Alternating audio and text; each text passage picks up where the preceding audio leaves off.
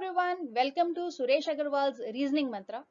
In today's video, we are going to discuss about the different types of Venn diagrams that will be useful for you to attempt questions based on logical Venn diagrams as well as syllogism.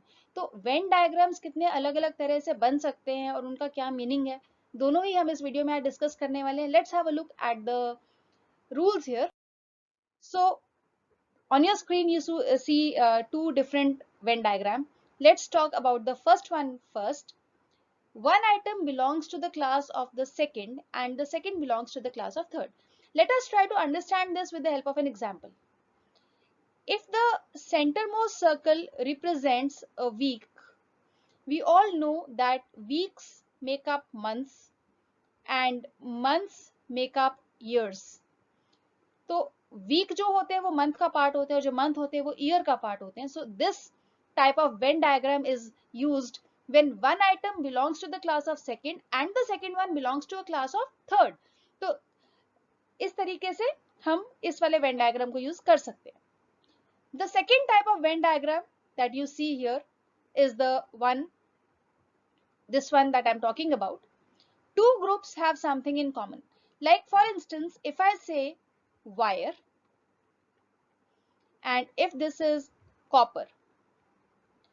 Now wires are made of copper, but not all wires are made of copper. Some wires may be made of copper. So this common part represents that some wires are made of copper, but the outermost circle represents metals. So most of the wires are made of metals and copper is a metal. So wire and copper, both of them fall completely under the category of metals. That is why the smaller circles have been placed completely inside the outer bigger circle. The third type of Venn diagram that you may come across is this one. Two separate group of items completely unrelated to each other. Now let us say this is a doctor. This circle represents doctor and this circle represents a patient.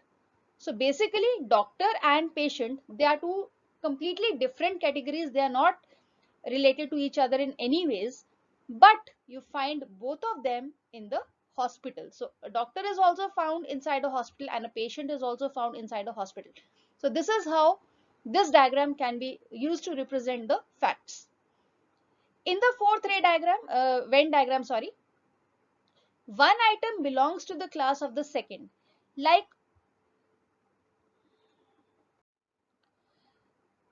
all apples are fruits. So if the inner circle represents apples and the outer one represents fruits. So apples are all fruits. So that is why apples have been placed completely inside fruits. But some apples and some fruits are red.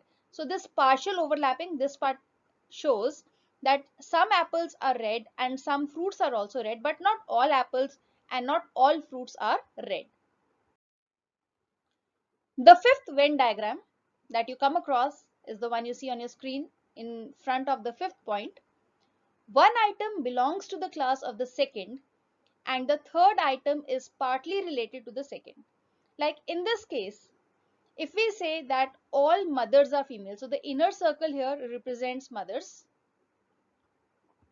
and the outer one represents females. So we know that all mothers are going to be females, but girls, they are females but not mothers. So this represents girls. Girls are females but not mothers. For the sixth Venn diagram, out of the three items that may be given to you, two of them have a common property, whereas the third one is not related to them at all, like for wire, copper and wood. So if this represents wire and this represents copper, so some wires may be made of copper, so that is why a partial overlap is there. But wood is a completely different material and has nothing to do either with wire or with copper. So that is why it has been placed separately in the Venn diagram. The seventh possibility is three different circles completely separated from each other. This is very, very simple.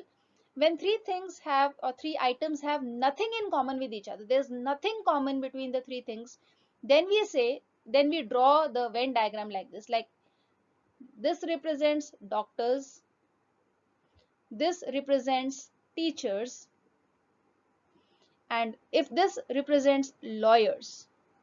So doctors, teachers and lawyers, these are three different professions which have nothing to do in common.